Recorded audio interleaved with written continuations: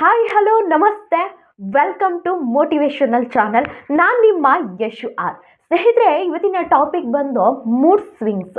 ಕೆಲವೊಂದು ಸಲ ನಾವು ಮೂಡ್ ಸ್ವಿಂಗ್ಸ್ ಆಗ್ತೀವಿ. ಕೆಲವೊಂದು ಸಲ ಡಿಪ್ರೆಷನ್ನಿಂದ ಆಗಿರ್ಬೋದು, ಸೊ ಪ್ರೆಗ್ನೆನ್ಸಿ ಟೈಮಿಂಗ್ಸಲ್ಲಿ ಆಗಿರ್ಬೋದು, ಸೊ ನಮಗೆ ಹೆಚ್ಚಿನದಾಗಿ ಕೋಪ ಬರ್ತಕ್ಕಂತಹದ್ದಾಗಿರ್ಬೋದು, ಸೊ ನಾವು ಕೆಲಸಕ್ಕೆ ಹೋದಂತಹ ಸಂದರ್ಭದಲ್ಲಿ ಬಾಸ್ ಹತ್ರ ನಾವು ಜಗಳ ಆಡ್ಕೊಂಡಿರೋದಾಗಿರ್ಬೋದು, ಇನ್ನಿತರ ಯಾವುದೇ ಒಂದು ಮನೆಯಲ್ಲಿ ಏನೋ ಒಂದು ಸಮಸ್ಯೆ ಆಯಿತು ಅಂದ ತಕ್ಷಣ ನಾವು ಮೂಡ್ ಸ್ವಿಂಗ್ ಆಗ್ತೀವಿ. ಸೊ ಕೆಲವೊಂದು ಸಲ ಬೆಳಿಗ್ಗೆ ಸಲ ತುಂಬ ಎದ್ದೆದ್ದಾಗ್ಲೇ ತುಂಬ ಬೋರ್ ಆಗ್ತೀವಿ, ಸೊ ತುಂಬ ಬೇಜಾರಾಗ್ತೀವಿ. ಮಧ್ಯಾಹ್ನ ಆದ ತಕ್ಷಣ ತುಂಬ ಖುಷಿ ಆಗ್ತೀವಿ. ಸೊ ಇಂಥ ಟೈಮಿಂಗ್ಸಲ್ಲಿ ಕೆಲವೊಂದು ಸಲ ನಾವು ಮೂಡ್ ಸ್ವಿಂಗ್ ಆಗ್ತೀವಿ. ಇದನ್ನು ನಾವು ಹೇಗೆ ಹ್ಯಾಂಡಲ್ ಮಾಡಬೇಕು ಅನ್ನೋದ್ರ ಬಗ್ಗೆ ಇವತ್ತಿನ ವಿಡಿಯೋದಲ್ಲಿ ತಿಳ್ಕೊಳ್ತಾ ಹೋಗೋಣ. ದಯವಿಟ್ಟು ವಿಡಿಯೋನ ಎಲ್ಲೂ ಸ್ಕಿಪ್ ಮಾಡದೆ ಪೂರ್ತಿಯಾಗಿ ನೋಡಿ.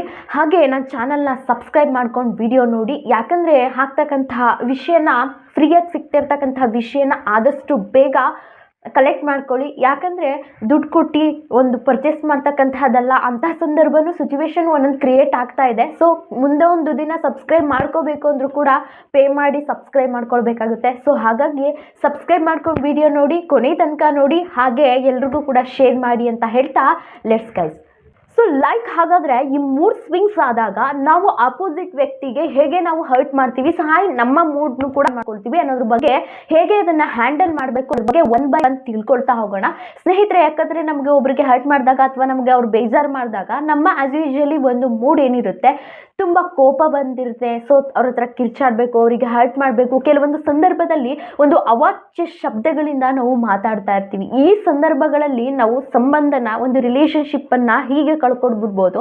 ಆದರೆ ಆ ಸಂಬಂಧನ ನಾವು ಪಡ್ಕೊಳ್ಬೇಕು ಮತ್ತು ಅದನ್ನು ರೀಕಂಟಿನ್ಯೂ ಮಾಡಬೇಕು ಮತ್ತು ಹೊಸ ಸಂಬಂಧವನ್ನು ನಾನು ಕನೆಕ್ಟ್ ಮಾಡ್ಕೋಬೇಕು ಅಂತ ಅನ್ನೋದು ತುಂಬಾ ಕಷ್ಟ ಆಗುತ್ತೆ. ಹಾಗಾದರೆ ಇದ್ದಂತಹ ಸಂಬಂಧ ಒಂದು ಒಳ್ಳೆ ರೀತಿ ರಿಲೇಷನ್ಶಿಪ್ನ ಗಟ್ಟಿ ಮಾಡ್ಕೊಳ್ಳೋದಕ್ಕೋಸ್ಕರ ನಾನು ಮಾಡಿದಂತಹ ಒಂದು ಟೆಕ್ನಿಕ್ ಏನಂತಂದರೆ, ನೀವು ರಿಫ್ಲೆಕ್ಟ್ ಮಾಡಬೇಕಾಗುತ್ತೆ. ಐ ಮೀನ್ ಜರ್ನಲಿಂಗ್ನ ನೀವು ಮಾಡಬೇಕಾಗುತ್ತೆ. ಏನಂತಂದರೆ, ನಾನು ಹೇಗೆ ಮಾಡ್ತಿದ್ದೆ ಅಂತಂದರೆ, ನನಗೆ ಯಾರೋ ಒಂದು ಅವಮಾನ ಮಾಡಿದ್ರು ಅಥವಾ ನನಗೆ ಏನೋ ಒಂದು ಮೂಡ್ ಹ್ಯಾಬಿಟ್, ಆ ಒಂದು ಸಮಯದಲ್ಲಿ ನನ್ನ ಮೂಡ್ ಹಾಳಾಗಿದೆ ಅಂತ ಅಂದಾಗ ನಾನು ಜರ್ನಲಿಂಗ್ ಮಾಡ್ತಿದ್ದೆ. ಯಾವ ವಿಷಯಕ್ಕೆ ನನಗೆ ಮೂಡ್ ಹಾಳಾಗಿದೆ, ಯಾರಿಂದ ಅವರಿಗೆ ನಾನು ಏನು ಮಾತಾಡಬೇಕು ಅಂತ 4 ಸೆಂಟೆನ್ಸಲ್ಲಿ 4 ವರ್ಡ್ಸ್ನ ನಾನು ಬರಿತಾ ಇದ್ದೆ.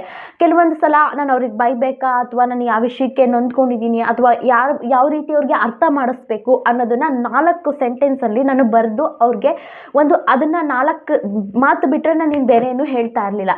ಸೊ ಈ ಒಂದು ಟೆಕ್ನಿಕ್ ನನ್ನ ಲೈಫಲ್ಲಿ ನಿಜವಾಗ್ಲೂ ಕೂಡ ರಿಲೇಷನ್ಶಿಪ್ನ ಇನ್ನೂ ಗಟ್ಟಿಯಾಗಿ ಇನ್ನೂ ಮುಂದುವರಿಯೋದಕ್ಕೆ ಹೆಲ್ಪ್ ಮಾಡ್ತು. ಯಾಕಂದರೆ ಸಂಬಂಧಗಳನ್ನ ನಾವು ಇಲ್ಲಿ ಹೀಗೆ ಯಾವುದೋ ಒಂದು ವಿಷಯಕ್ಕೆ ಕೆಟ್ಟ ಮಾತುಗಳನ್ನ ನಾವೇನು ಅಂದ್ಕೊಂಡಿರ್ತೀವಿ, ಬೇರೆಯವ್ರಿಗೆ ನಾವು ಹರ್ಟ್ ಮಾಡಬೇಕು, ನಮ್ಮ ಮಾತಿಂದ ಅವ್ರಿಗೆ ಬೇಜಾರಾಗಬೇಕು, ನಮಗೆ ಹೇಗೆ ಹರ್ಟ್ ಮಾಡಿದ್ದಾರೆ ಅಂತ ನಾವು ಅಂದ್ಕೊಂಡು ನಾವು ಮಾತಾಡ್ತೀವಿ. ಸೊ ನಮ್ಮ ಒಂದು ಮೈಂಡು ಕೂಡ ಅಲ್ಲಿ ಹಾಳಾಗುತ್ತೆ. ಅವರ ಒಂದು ರಿಲೇಷನ್ಶಿಪ್ಪು ಕೂಡ ನಮ್ಮದು ಡಿಸ್ಕಂಟಿನ್ಯೂ ಆಗುತ್ತೆ. ಅವ್ರಿಗೂ ಕೂಡ ನಮ್ಮ ಮೇಲೆ ಒಂದು ಬೇಜಾರಾಗುತ್ತೆ. ಸೊ ನಮ್ಮ ರಿಲೇಷನ್ಶಿಪ್ಪಲ್ಲಾಗಿರ್ಬೋದು, ಯಾವುದೇ ರೀತಿ ಒಂದು ಸಂಬಂಧದಲ್ಲಾಗಿರ್ಬೋದು, ಏನೋ ಒಂದು ಮಿಸ್ಅಂಡರ್ಸ್ಟ್ಯಾಂಡಿಂಗ್ ಬಂತು ಅಥವಾ ಏನೋ ಒಂದು ಮಾತಾಗ್ತಿದೆ ಅಂದಾಗ ಅದನ್ನ ಜರ್ನಲಿಂಗ್ ಮಾಡಿ ಹೇಗೆ ನಾನು ಆ 4 ವಿಚಾರದಿಂದ ಅವನ್ನ ಜಸ್ಟ್ ಒಂದು 4 ಟಿಪ್ಸನ್ನು ನಾನು ಆ ವಿಷಯದಲ್ಲಿ ಆಯ್ಕೊಂಡು ನಾನು ಹೇಗೆ ಅವ್ರಿಗೆ ಅರ್ಥ ಮಾಡಿಸ್ಬೇಕು ಅನ್ನೋದನ್ನು ತಿಳ್ಕೊಂಡ್ರೆ ಖಂಡಿತವಾಗ್ಲೂ ಕೂಡ ಈ ಒಂದು ರಿಲೇಷನ್ಶಿಪ್ ಇನ್ನೂ ಗಟ್ಟಿ ಆಗ್ತಾ ಹೋಗುತ್ತೆ. ನೆಕ್ಸ್ಟ್ ಏನಂತ ಅಂದರೆ, ನೀವು ಬೆಳಿಗ್ಗೆ ಎದ್ದ ತಕ್ಷಣ ಒಂದು ನೇಚರ್ ಜೊತೆ ಹೆಚ್ಚಿನದಾಗಿ ಟೈಮ್ ಸ್ಪೆಂಡ್ ಮಾಡೋದನ್ನ ನೋಡಿ. ಯಾಕಂದರೆ ಇತ್ತೀಚಿನ ದಿನಗಳಲ್ಲಿ ಬೆಳಿಗ್ಗೆ ಎದ್ದ ತಕ್ಷಣ ಇನ್ಸ್ಟಾಗ್ರಾಮ್ ನೋಡೋದು, ಫೇಸ್ಬುಕ್ ನೋಡೋದು, ವಾಟ್ಸಪ್ಪಲ್ಲಿ ಯಾರು ಮೆಸೇಜ್ ಹಾಕಿದ್ದಾರೆ ಅಥವಾ ಒಂದು ಏನು ಸ್ಟೇಟಸ್ ಹಾಕಿದ್ದಾರೆ, ಈ ರೀತಿ ಮೊಬೈಲ್ಗೆ ಹೆಚ್ಚಿನದಾಗಿ ಅಡಿಕ್ಟ್ ಆಗ್ತಾ ಹೋಗ್ತಾ ಇದ್ದೀವಿ. ಸೊ ಈ ಸೋಷಿಯಲ್ ಮೀಡಿಯಾದಲ್ಲಿ ಏನಾಗ್ತಾ ಇರುತ್ತೆ, ಯಾರೋ ಒಂದು ವೆಕೇಷನ್ಗೆ ಹೋಗಿರ್ತಕ್ಕಂಥದ್ದು ಹಾಕಿರ್ತಾರೆ. ನಾನು ಹೋಗೋಕ್ಕಾಗಲಿಲ್ವಲ್ಲ, ಯಾರೋ ಒಬ್ಬರು ಫ್ರೆಂಡ್ಸ್ ಆಗಿರ್ಬೋದು, ಯಾರೇ ಇನ್ನೊಬ್ಬರಾಗಿರ್ಬೋದು, ಒಂದು ಲೈಫ್ ಸ್ಟೈಲನ್ನು ಹ್ಯಾಪಿ ಮ್ಯಾರೇಜ್ ಲೈಫ್ ಅಂತ ಹಾಕೊಂಡಿರೋದಾಗಿರ್ಬೋದು.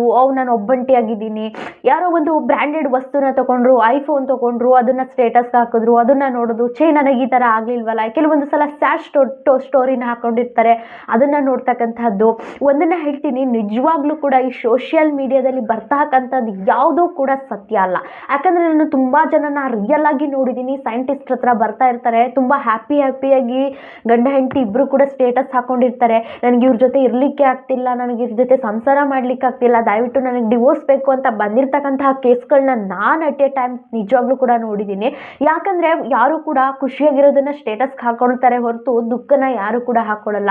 ಏನೋ ಒಂದು ಲೈಫ್ ನಮ್ಮ ಈ ದೇಶನ, ಇಡೀ ಪ್ರಪಂಚನ, ಜಗತ್ತೇ ಹಾಗೆ ತಂದುಬಿಟ್ಟಿದೆ. ಹಾಗಾಗಿ ಈ ಸೋಷಿಯಲ್ ಮೀಡಿಯಾದಿಂದ ಹೆಚ್ಚಿನದಾಗಿ ನೀವು ದೂರ ಇರಿ, ಮತ್ತು ಒಂದು ಶೆಡ್ಯೂಲ್ನ ಫಿಕ್ಸ್ ಮಾಡ್ಕೊಳ್ಳಿ. ಯಾಕಂತಂದರೆ ನಾನು ಅಟ್ ಎ ಟೈಮ್ ರಾತ್ರಿ 9ರಿಂದ 10 ಗಂಟೆಗೆ ನಾನು ಮಲ್ಕೋತೀನಿ, ಬೆಳಿಗ್ಗೆ ಎದ್ದ ತಕ್ಷಣ ನಾನು 6ರಿಂದ 7 ಗಂಟೆ ಅಥವಾ 5ರಿಂದ 6 ಗಂಟೆ ಒಳಗಡೆ ನಾನು ಹೇಳ್ತೀನಿ ಅಂದರೆ ಯಾರು ಏನೇ ಆದರೂ ಕೂಡ ಆ ಟೈಮಿಂಗ್ಸಲ್ಲಿ ನೀವು ಇದ್ದೇಳಬೇಕು. ನೀವು ಎದ್ದ ತಕ್ಷಣ ನೀವು ಹಲ್ಲುಚ್ತೀರೋ ಕಾಫಿ ಕುಡಿತೀರೋ ಗೊತ್ತಿಲ್ಲ, ಮೊದಲನೇದಾಗಿ ಮಂಚದಿಂದ ಕಾಲು ಕೆಳಗಡೆ ಇರಬೇಕಾದ್ರೆ ಈ ಇಡೀ ದಿನ ನಾನು ಈ ರೀತಿ ಇರ್ತೀನಿ, ಈ ರೀತಿ ಕೆಲಸವನ್ನು ಮಾಡ್ತೀನಿ ಅಂತ ಒಂದು ಶೆಡ್ಯೂಲ್ನ ಫಿಕ್ಸ್ ಮಾಡ್ಕೊಳ್ಳಿ. ಯಾಕಂದರೆ ಕೆಲವೊಂದ್ಸಲ ಅಂದ್ಕೊಳ್ಳಿ, ಆ ದಿನ ಎದ್ದ ತಕ್ಷಣ ನಾವು ಯಾರನ್ನಾರು ಒಬ್ಬರ ಬಗ್ಗೆ ಯೋಚನೆ ಮಾಡ್ತಾ ಇದ್ದೀವಿ ಅಥವಾ ಒಂದು ನೆಗೆಟಿವ್ ಥಾಟ್ಸ್ನ ಇಟ್ಕೊಳ್ತೀವಿ ಅಂತ ಅಂದರೆ ಆ ಇಡೀ ದಿನ ಅದನ್ನೇ ಗೊಣಗ್ತಾ ಇರ್ತೀವಿ. ಹಾಗಾಗಿ ನಾನು ಈ ಟೈಮಿಂಗ್ಸಲ್ಲಿ ನಿಮಗಾಗಿ ಒಂದು ಸೆಲ್ಫ್ ರಿಫ್ಲೆಕ್ಷನ್ ಮಾಡ್ಕೊಳ್ಳಿ. ಸೊ ಒಂದು ಬುಕ್ಸನ್ನು ಓದ್ತಕ್ಕಂಥದ್ದು, ಒಂದು ಪಾಸಿಟಿವ್ ಥಾಟ್ಸ್ ಬುಕ್ಸ್ಗಳನ್ನ ಓದ್ತಕ್ಕಂಥದ್ದು, ಮೆಡಿಟೇಷನ್ ಮಾಡ್ತಕ್ಕಂಥದ್ದು, ವ್ಯಾಯಾಮ ಮಾಡ್ತಕ್ಕಂಥದ್ದು, ಈ ರೀತಿ ಒಂದು ದೇವ್ರ ನಾಮಗಳನ್ನ ಕೇಳ್ತಕ್ಕಂಥದ್ದು. ಹಿಂದೆ ನೋಡಿದ್ದೀರಾ ಸ್ನೇಹಿತರೆ, ಈ ದೇವ್ರ ನಾಮಗಳನ್ನ ಎಲ್ಲ ನೋಡ್ತಾ ಇದ್ರು. ಅವ್ರು ಯಾವಾಗಲೂ ಕೂಡ ನನಗೆ ಯಪ್ಪ ಎದ್ದೇಳಬೇಕು ಅಂತ ಅನ್ನಿಸ್ತಾನೇ ಇಲ್ಲ, ನನಗೆ ಯಾಕಾದರೂ ಬೆಳಕಾಗುತ್ತೋ, ಯಾಕಾದರೂ ಎದ್ದೇಳಬೇಕು, ಈ ರೀತಿ ಅವ್ರು ಯಾವಾಗಲೂ ಕೂಡ ಅಂದೇ ಇಲ್ಲ. ಯಾವಾಗಲೂ ಕೂಡ ನನಗೆ ಬೇಜಾರಾಗ್ತಿದೆ ಅಂದಿದ್ದೇ ನೋಡಿಲ್ಲ. ಇವಾಗ ಈ ಸೋಷಿಯಲ್ ಮೀಡಿಯಾ ಎಲ್ಲವೂ ಕೂಡ ಹೆಚ್ಚಿನದಾಗಿ ಬರ್ದಾಗಿಂದ ಸ್ಟ್ರೆಸ್ಸಿಂದ ತುಂಬಾ ಆಗ್ತಾ ಇದೆ. ಸೊ ಈ ರೀತಿ ಇವೆಲ್ಲವನ್ನ ನೀವು ನೋಡ್ತಾ ಇದ್ದಾಗ ನಿಮಗೆ ಇನ್ನೂ ಒಂದು ಆ್ಯಂಗ್ಸೈಟಿ ಹೆಚ್ಚಾಗುತ್ತೆ ಹೊರತು ಕಡಿಮೆ ಅಂತೂ ಆಗಲ್ಲ. ಸೊ ಹಾಗಾಗಿ ನೀವೊಂದು ಶೆಡ್ಯೂಲ್ನ ಫಿಕ್ಸ್ ಮಾಡ್ಕೊಳ್ಳಿ. ನಾನೊಂದು ಬೆಳಿಗ್ಗೆ ಎದ್ದ ತಕ್ಷಣ ನನ್ನ ಇಡೀ ದಿನ ಪಾಸಿಟಿವ್ ಆಗಿರಬೇಕು, ನನ್ನ ಈ ಕೆಲಸವನ್ನು ನಾನು ಈ ರೀತಿ ಮಾಡಬೇಕು, ಎದ್ದ ನಂತರ ಹೋಗಿ ನೇಚರ್ ನೋಡ್ತಕ್ಕಂಥದ್ದು, ಮೆಡಿಟೇಷನ್ ಮಾಡ್ತಕ್ಕಂಥದ್ದು, ಆ ಹಸಿರು ಹುಲ್ಲು ಮೇಲೆ ನಡೀತಕ್ಕಂಥದ್ದು, ತೋಟ ನೋಡ್ತಕ್ಕಂಥದ್ದು, ಮತ್ತು ನಂತರ ಕಾಫಿ ಟೀ ಕುಡಿತಕ್ಕಂಥದ್ದು, ಈ ರೀತಿ ಒಂದು ಶೆಡ್ಯೂಲ್ನ ನೀವು ಫಿಕ್ಸ್ ಮಾಡ್ಕೊಬಿಡಿ. ಇವತ್ತು ನಾನು 1 ಗಂಟೆ ಮೇಲೆ ಇನ್ಸ್ಟಾಗ್ರಾಮ್ ನೋಡಲ್ಲ, 1 ಅವರ್ ಅಷ್ಟೇ, ನನ್ನ ಆಲೋಚನೆಗಳನ್ನು ಕೂಡ 1 ಅವರ್ ಅಷ್ಟೇ ನಾನು ಯೋಚನೆ ಮಾಡೋದು. ಈ ರೀತಿ ನೀವು ಒಂದು ಟೈಮ್ನ ಶೆಡ್ಯೂಲ್ ಮಾಡ್ಕೊಳ್ತು ಅಂತ ಅಂದರೆ ಖಂಡಿತವಾಗಿಯೂ ಕೂಡ ಇದರಿಂದೆಲ್ಲ ನೀವು ಕೋಪ ತಾಪಗಳು ಮತ್ತು ಎಲ್ಲ ಸ್ಟ್ರೆಸ್ಸಿಂದ ಹೊರಗೆ ಬರೋದಕ್ಕೆ ಸಾಧ್ಯ ಆಗುತ್ತೆ. ಈ ನೇಚರ್ ಜೊತೆ ಹೆಚ್ಚಿನದಾಗಿ ಟೈಮ್ ಕಳೀತಕ್ಕಂಥದ್ದು, ಬರಿಗಾಲಿನಲ್ಲಿ ನಡೀತಕ್ಕಂಥದ್ದು, ದೊಡ್ಡ ಒಂದು ಮರ ಇದ್ದರೆ ಹೋಗಿ ತಪ್ಕೊಂಡು ಎಷ್ಟು ಆನಂದಮಯ, ಎಷ್ಟು ರಿಫ್ಲೆಕ್ಷನ್ ಆಗುತ್ತೆ ಅಂತ. ಸೊ ಈ ರೀತಿ ಮಾಡೋದ್ರಿಂದ ಒಂದು ಮೈಂಡ್ ತುಂಬಾ ಇದಾಗುತ್ತೆ. ನೆಕ್ಸ್ಟ್ ನಂತರದಲ್ಲಿ ಮೋಸ್ಟ್ ಇಂಪಾರ್ಟೆಂಟು, ನೀವು ಮಲಗೋಕ್ಕಿಂತ ಮುಂಚಿತವಾಗಿ ಒಂದು ಸೆಲ್ಫ್ ರಿಫ್ಲೆಕ್ಷನ್ನ ಮಾಡ್ಕೊಳ್ಳಿ.